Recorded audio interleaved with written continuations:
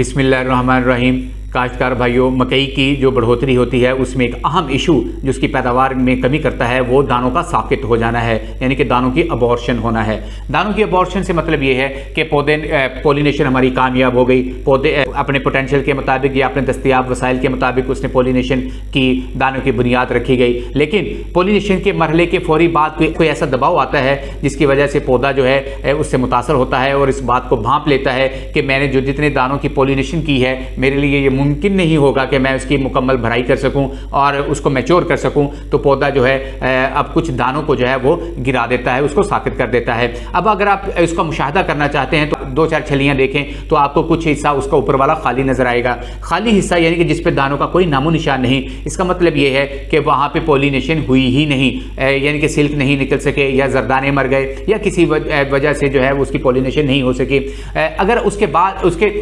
खाली हिस्से से नीचे थोड़ा सा हिस्सा ऐसा भी होगा जहां पे आपको दानों के निशानात तो नजर आएंगे लेकिन वो दाने आगे चल नहीं सके, यानी पॉलिनेशन हुई, दाना बनने का अमल शुरू हुआ लेकिन अपने इब्तदाई मरहले में ही जो है वो दाना साकित हो गया, यानी कि उस पौधे ने उसकी अबॉर्शन कर दी। अब इसकी क्या वजूहात होती हैं? उसकी वजह यह है कि पॉलिनेशन कामयाब होने के बाद 3 हफ्ते तक का जो पीरियड है बड़ा क्रिटिकल होता है दानों की अबॉर्शन के हवाले से, यानी कि पॉलिनेशन हो गई मुकम्मल लेकिन उसके 3 हफ्ते तक अगर कोई पौधा ऐसे स्ट्रेस उसको आ जाता है जिससे उसकी बढ़ोतरी मुतासर होती है तो पौधा जो है अपने जो नए बनने वाले जो दाने होते हैं उसका कुछ हिस्सा जो है उसको अबॉर्शन कर देता है ताकि वो बाकी जो दाने हैं उसको मुकम्मल तौर पे भराई कर सके। अब अगर हम इस फैक्टर देखें कि कौन से फैक्टर हैं जिसकी वजह से जो दाने की अबॉर्शन होती है तो उसमें सबसे जो अहम होता है वो नमी की कमी, यानी कि अचानक उसको फसल को सोका लग जाए पॉलिनेशन के बाद या दर्जा हरारत एकदम बढ़ जाए, हीट वेव आ जाए। और इसके अलावा ये कि हम खादों का मुतवाज़न इस्तेमाल अगर नहीं किया, उसको प्रॉपर तरीके से फर्टिलाइजेशन नहीं हो सकी, खादें हमने नहीं डाली या किसी वजह से पत्ते जो हैं वो झड़ जाते हैं या टूट जाते हैं, क्योंकि पत्ते ही वो मशीनरी हैं जिन्होंने खुराक बनाकर दानों की भराई करनी है और अगर पत्ते ही डैमेज हो जाते हैं तो दानों की भराई जो है वो मुतासर होती है। तो ये भी एक स्ट्रेस की अलामत होती है। इसके अलावा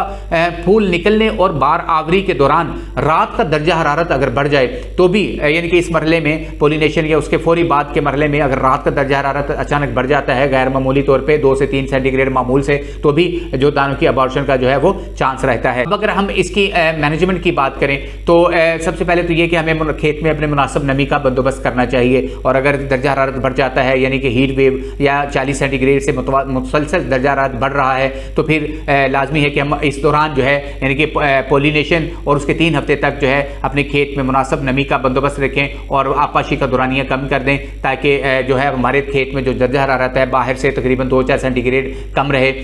इसके अलावा नाइट्रोजन की जो डोज है वो आखिरी पॉलिनेशन से पहले वो लाजमी तौर पे डालें ताकि जो खुराकी अज्जा का जो फराहमी है वो तसलसल से रहे। अब एक अहम दिलचस्प जो है आप इस असेसमेंट या तज्जिया कर सकते हैं अगर आप ये जानना चाहते हैं कि मेरी फसल पर जो है वो किस